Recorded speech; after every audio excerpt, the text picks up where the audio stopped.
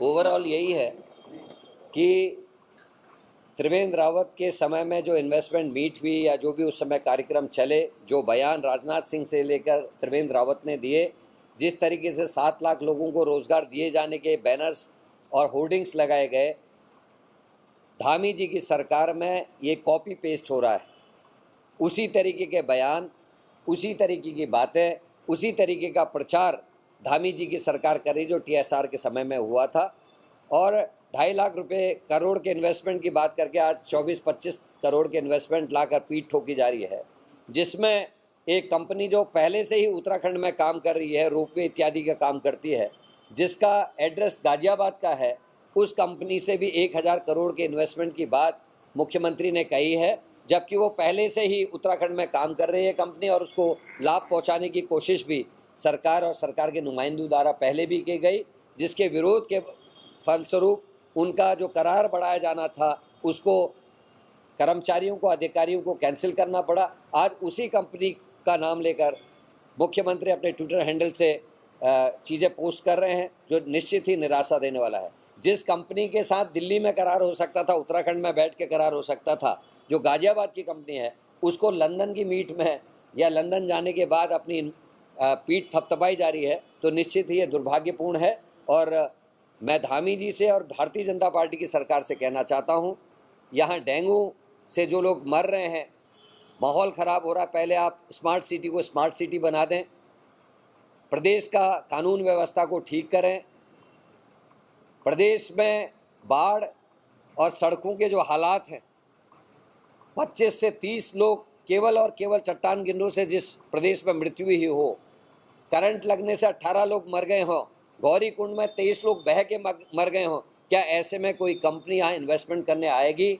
Invest करने लायक माहौल बनाइए, सड़कें ठीक दीजिए, व्यवस्थाएं ठीक करिए, अधिकारी कर्मचारियों का व्यवहार ठीक करिए, यहाँ माहौल क्रिएट कीजिए। स्किल्ड लेबर बनाने के लिए आप क्या, आपके पास प्रस्ताव हैं, क्या आप कार्य करें, उस पर आप काम कीजिए, और उसके बाद हम सोचेंगे कि उत्तराखंड में इन्वेस्टर्स आएंगे और अच्छा इन्वेस्ट यहाँ करेंगे।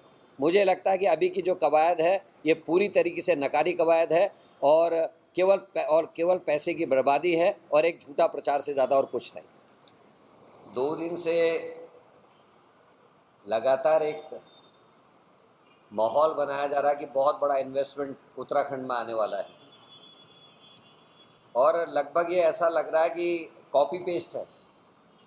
अगर जो 2018 का त्रिवेंद्र रावत जी वाला जिस समय समिट हुआ था, उस समय के आप चाहे न्यूज़ निकाल लीजिए, चाहे वो इलेक्ट्रॉनिक मीडिया की हैं, प्रिंट मीडिया की हैं, उनमें जो जो बातें आदरणीय त्रिवेंद्र रावत जी ने कही, लगभग उन्हीं बातों को उसी तरीके से धामी जी परोसने का काम कर रहे हैं। 20,000 करोड़ के निवेश की बात धामी जी ने आज कही है, और पिछले बार जब त्रिवेंद्र रावत जी थे, समिट में 1.25 लाख करोड़ के MOU उत्तराखंड निवेशकों के लिए आदर्श राज्य Rajnath Singh, Uttarakhand gets 70,000 crore investment proposals, IT sector में रोजगार के नए अवसर, रिलायंस करेगा 5,000 करोड़ निवेश। कितना हुआ आज तक किसी को जानकारी नहीं।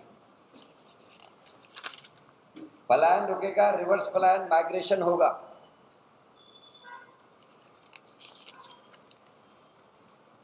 एक 1.2 लाख करोड़ निवेश के करार पर हुए हस्ताक्षर। स्पिरिचुअल इको जोन की निर्देश में आगे बढ़ेंगे त्रिवेंद्र रावत। निवेशक इन्वेस्ट करने के लिए आए और उत्तराखंड विकास में योगदान दें। इस तरीके के तमाम न्यूज़ उस समय थी, और लगभग उसी को रिपीट करते हुए धामी जी दिखाई दे रहे हैं। 20,000 करोड़ के इन्वेस्टमेंट की बात धामी जी ने कही, जिसमें से एक छोटा सा उदाहरण आपके सामने मैं रख रहा हूं। लंदन में इन्वेस्ट इन उत्तराखंड मिशन के अंतर्गत ऊषा ब्रेको लिमिटेड के साथ 1000 करोड़ का एमओयू किया गया। सरकार की पारदर्शी नीतियों की वजह से आज उत्तराखंड निवेशकों की पहली पसंद बना। ये अपने ट्विटर हैंडल से मुख्यमंत्री ने डाला है। ये कंपनी कौन है, इस पर अगर हम जाएं,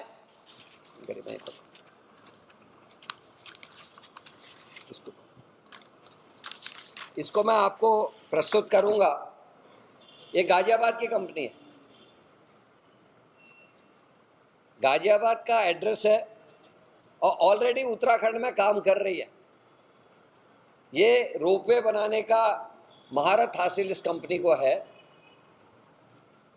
तो ये तो गाजियाबाद और दिल्ली बैठ के भी हो सकता था। इसमें जो बड़ी बात है वो दैनिक जागरण में एक न्यूज़ छपी थी, उस न्यूज़ का हवाला मैं दे रहा हूं, जिसमें दिया गया है कि रोपवे कंपनी उषा ब्रेको से रोपवे संचालन का काम वापस ले लिया गया है। नगर आयुक्त दीनानंद सरस्वती ने इसकी पुष्टि की। उन्होंने बताया कि पिछले दिनों बोर्ड बैठक में रोपवे कंपनी की लीज अवधि बढ़ाए जाने को लेकर शासन से शिकायत की गई थी। इस कंपनी के को बिना एमओयू के कई वर्षों तक के इसके लाइसेंस को बढ़ाने की सिफारिश कुछ लोगों के द्वारा की गई, जिसका विरोध हुआ। उसके बाद इस कंपनी का जो करार था उसको आगे ना बढ़ाते उसको कैंसिल किया गया और अधिकारियों ने ये कहा,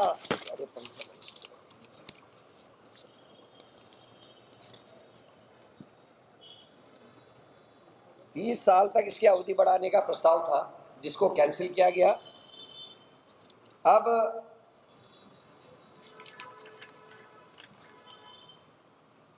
आठ से 10 करोड़ हो सकती है आय, ये भी अधिकारियों ने स्वीकार किया। कंपनी का करार खत्म करने से 8 से 10 करोड़ रुपए की अतिरिक्त आय होने के बाद ये पुरानी न्यूज़ है। मनसा देवी, त्रिवेंद्र भाई 17 सितंबर 2021।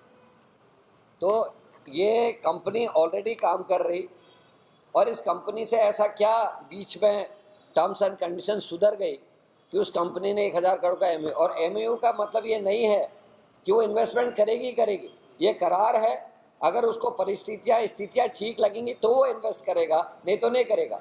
आज जिस तरीके से हेट स्पीचेस दी जा रही हैं, सांप्रदायिक दंगे कराने की कोशिश प्रदेश में की जा रही, उत्तरकाशी इसका सबसे बड़ा उदाहरण है। और जहां 4 SC/ST की बेटियों का बलात्कार होता है, न्याय नहीं होता, लेकिन वहाँ हिंदू मुसलमान करा जाता है और लड़की का मामा कहता है कि सैनी लड़के के संग मेरी जो रिश्तेदार चाय पीने या कॉफ़ी पीने गई थी।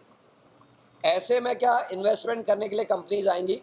आपकी सड़कें टूटी हुई हैं, बाढ़ के माहौल में जिस तरीके से सरकार ने बिहेव किया, इसको भी कंपनीज देखेंगे। कंपनी वहीं काम करने आती हैं जहां का कानूनी व्यवस्था ठीक हो। अंकिता मर्डर केस से लेकर आतंकवादियों के पकड़े जाने तक, उधम सिंह नगर में यूपी की पुलिस की गोलीबारी में एक देश प्रमुख की पत्नी का मारा जाने तक, और राजधानी में कई लोगों की हत्या होने के बाद 10-10 दिन तक पुलिस कार्रवाई नहीं करने तक, ये सारे ऐसे आंकड़े हैं जो यहाँ आने से कंपनीज को रोकेंगे। पहले माहौल तो बनाए, डेंगू शहर बना दिया, जिसको आप स्मार्ट सिटी बना रहे थे उसको आपने डेंगू सिटी बना के छोड़ दिया है। क्या ऐसे में कंपनीज आएंगी? और जिस कंपनी का मैंने नाम लिया, इस कंपनी के बारे में खुद उन्होंने अपने ट्विटर हैंडल से डाला है। इस पर मैं चाहूँगा कि वह बताएं कि लंदन जाके करार करने की क्या ज़रूरत थी, जब वो कंपनी ऑलरेडी गाजियाबाद में उसका एड्रेस है, गाजियाबाद की वो कंपनी है, तो लंदन जाके करार करने की आवश्यकता क्यों पड़ी? अब मैं कुछ विशेष बिंदुओं पर आपका ध्यान आकर्षित करूंगा। 2.5 लाख करोड़ के निवेश आने की बात त्रिवेंद्र रावत जी ने करी, करार भी किए, और आया केवल 25,000 करोड़ धामी जी ने। और इस समय जो सबसे बड़ा प्रश्न है हमारा, जो पहले निवेश आए थे आदरणीय नारायण दत्त तिवारी जी के टाइम पे, उसके बाद भी, और त्रिवेंद्र रावत के टाइम में भी कई इस तरीके के काम हुए। कितनी कंपनीज ऐसी हैं उसका डाटा भी सरकार को प्रस्तुत करना चाहिए जो उत्तराखंड छोड़ के जा चुके हैं। कौन कौन सी कंपनीज बंद हुई, कितनी कंपनियों ने निवेश किया था, उसमें से कितनी कंपनियां अब तक बंद हो चुकी हैं और अपना करार खत्म करके यहाँ से जा चुके हैं, ये बताना चाहिए। उत्तराखंड में बंद हो गए 3672 लघु उद्योग। ये उत्पल कुमार सिंह की प्रेस विज्ञप्ति है 2021। और इस समय अगर आप लोग ध्यान से देखेंगे तो लघु और कुटीर उद्योग है ही नहीं। इवन दुकानदार अगर लोन लेता तो उसको भी इन्होंने उद्योग में दिखा रखा है। और अक्टूबर 2022 में जो राष्ट्रीय बेरोजगार दर है वो 4 है, और इस समय बेरोजगारी दर जो हमारी अक्टूबर में थी वो 4.1 थी 22 में, और सितंबर में 2023 में आते आते एक साल में ये 7.8% हो गई। मतलब बेरोजगारी बढ़ी है। राष्ट्रीय बेरोजगारी दर से हम लगभग दुगने की स्थिति में आ गए, दुगना चले गए हैं, दोगुनी हमारे यहाँ बेरोजगारी दर बढ़ी है।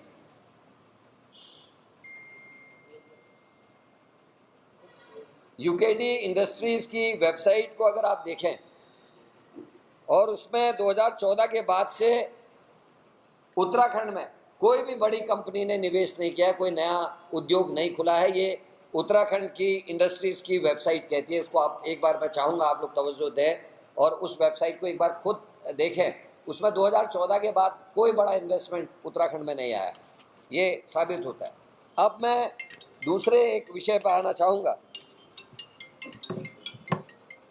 एक कंपनी को यहाँ इन्वेस्टमेंट लाने के लिए पहले भी लाया गया, इन्वेस्टमेंट मीट से पहले, लंदन आने से पहले, मैकेंजी 80 से 100 करोड़ रुपए का करार किया गया कि आप यहाँ इन्वेस्टमेंट लाएंगे और 2.5 लाख रुपया रोज सरकार को उसको देना है। 9 महीने उस कंपनी को करार करे हो गए, 2.5 लाख रुपए प्रतिदिन के हिसाब से सरकार उसको पेमेंट कर रही है। आज तक जो रिजल्ट है वो सिफर है। कहीं एक कागज सरकार या कंपनी दिखाने की स्थिति में नहीं है कि वो 2 कदम आगे बढ़ पाए हैं। और वो कंपनी कई देशों में, कई जगह ब्लैकलिस्टेड कंपनी, आखिर अमेरिका की इस कंपनी को जो ब्लैकलिस्टेड कंपनी है उसको उत्तराखंड जैसे राज्य में जो पहले ही काफ़ी कर्ज में दबा हुआ राज्य है, 80 से 100 करोड़ रुपए का करार इस कंपनी के साथ क्यों किया गया, इस बात का जवाब आज तक सरकार नहीं दे रही है। ये कंपनी दुर्भाग्यपूर्ण ढंग से इस बात में सामने तथ्य आए हैं जो एक सूचना के अधिकार पर किसी व्यक्ति ने मांगा है, उसमें तथ्य सामने आए हैं कि अमेरिका के खिलाफ चाइना की मार्केट को बढ़ाने के लिए मदद कर रही और चाइना को अमेरिका के खिलाफ, मतलब ये भरोसेमंद कंपनी नहीं है, अमेरिका बेस्ड कंपनी है, चाइना को मदद अमेरिका के खिलाफ करती हुई दिखाई दे रही है और चाइना के खिलाफ अमेरिका को मदद करते हुए दिखाई दे रही है। ऐसी कंपनी जो ऑलरेडी ब्लैक लिस्टेड है उससे 80 से 100 करोड़ का निवेश की जिम्मेदारी सरकार ने क्यों दी, किस लिए दी, इसके बारे में सरकार मुंह नहीं खोल रही। इसमें जो सबसे बड़ा तथ्य है मैकेंजी ग्रुप में वो ये है कि जो कर्ज में डूबा हुआ राज्य है, जिसके पास एक लंबी फौज आईएएस अधिकारियों की है, पीसीएस अधिकारियों की है, उन पर भरोसा ना करके, उनको जिम्मेदारी ना देकर ये जिम्मेदारी इस कंपनी को क्यों दी गई।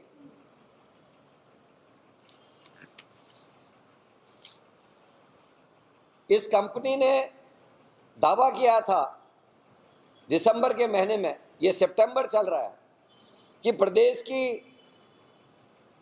जीडीपी को ये कुछ ही दिन के अंदर दुगना कर देंगे, राज्य के कर्ज को घटाने का काम करेंगे।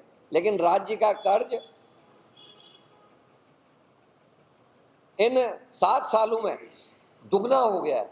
जितना कर्ज कांग्रेस की सरकारों के समय तक था या 2014 तक था, वो 2023 आते आते लगभग 2 गुनी स्थिति में पहुंच गया है। तो ये कंपनी वैसे भी फेल है, क्योंकि जो 2 वादे इसने किए थे कि कर्ज मुक्त करेगी उत्तराखंड को और दूसरा यहाँ की जीडीपी को डबल कर देगी, इन दोनों ही मामलों में ये कंपनी फेल है। फिर आखिर क्यों प्रतिदिन 2.5 लाख रुपए के हिसाब से इसको पेमेंट्स की जा रही हैं। अब मैं उद्योग में पूंजी निवेश के कुछ आंकड़े आपके सामने प्रस्तुत कर रहा हूँ। ये सरकारी आंकड़े हैं जिसमें